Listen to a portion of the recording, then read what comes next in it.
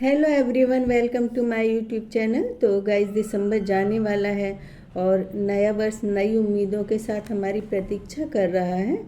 और हम ये ना सोचे कि जाने वाले साल में हमने क्या खोया है, ये सोचे कि हमने क्या पाया है।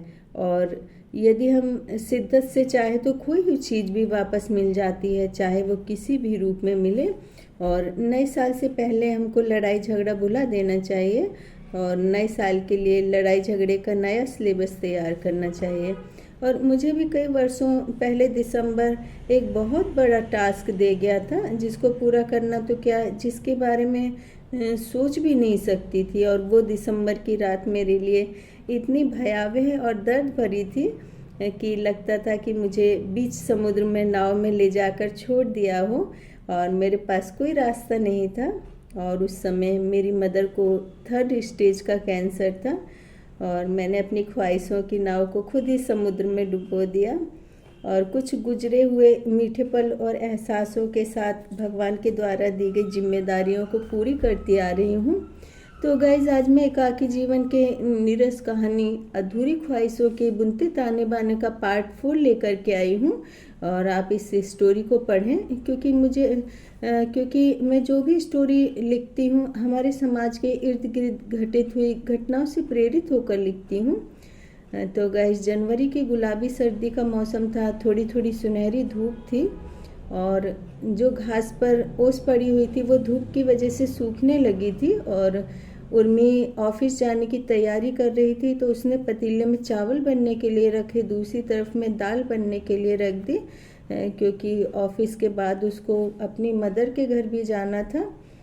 तो ऑफिस आज हाफ डे था, तो उसने सोचा कि स्वीटी को भी ले जाए। तो वह स्वीटी का इंतज़ार कर रही थी, क्योंकि 1 तारीख थी तो उसको सैलरी मिलती थी और उसका कुछ हिस्सा रखकर उर्मी सारी सैलरी अपने परिवार वालों पर खर्च कर देती थी।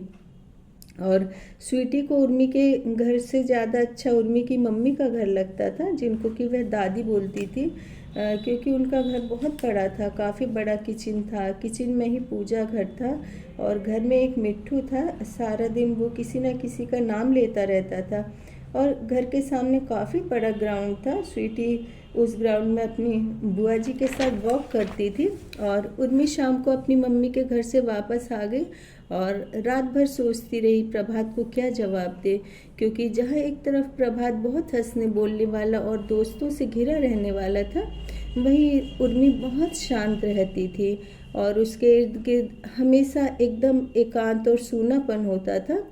और उस पर घर परिवार की जिम्मेदारी पूरी करते करते उसके अंदर की भावनाएं निरस हो चुकी थी और जो कुछ अधूरी ख्वाहिशें थी वो अकेले रहते रहते दम तोड़ चुकी थी।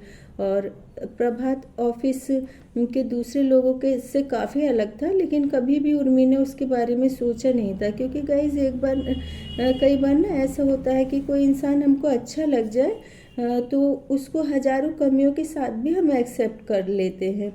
और कई बार ऐसा होता है कि किसी इंसान में कोई कमी ना हो फिर भी हम उसको अपनी लाइफ में एक्सेप्ट नहीं कर सकते, क्योंकि बिना पसंद आने वाले रिश्तों का स्वीकार कर लेना भी कुछ दिनों बाद दोनों के रास्ते अलग अलग कर देता है, या फिर मजबूरियों में रिश्ते निभाने पड़ते हैं। और उर्मी सुबह उठकर तैयार होकर ऑफिस पहुंच गई। थोड़ी ही देर बाद प्रभात आ गया और कुछ देर बाद औपचारिक बातों के बाद उसने उर्मी से पूछा, मैडम आपने क्या सोचा है अपनी लाइफ के बारे में? उर्मी ने प्रभात से कहा, तुमको आज लग रहा है कि शायद तुम मेरे साथ जीवन बिता पाओगे, लेकिन जिस दिन तुमको लगा कि मैं तुम्हारे साथ टाइम स्पेंड नहीं कर सकती हूँ या घर परिवार के लिए ज़्यादा जिम्मेदार हूँ या मैं तुम्हारी तरह एक नॉर्मल जीवन नहीं बिता सकूँ, तो शायद कल नहीं तो कुछ दिन बाद तुमको ज़रूर लगेगा कि ये मेरा डिसीजन गलत था।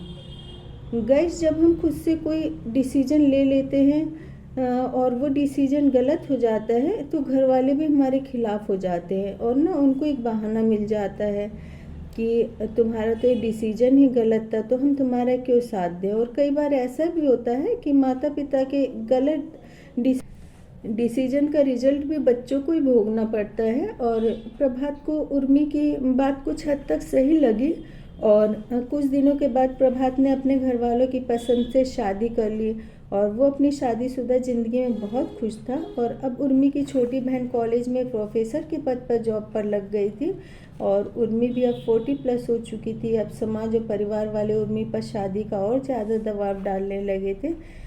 तो गाइस, उर्मी घर वालों के दबाव में आकर के शादी करेगी या नहीं?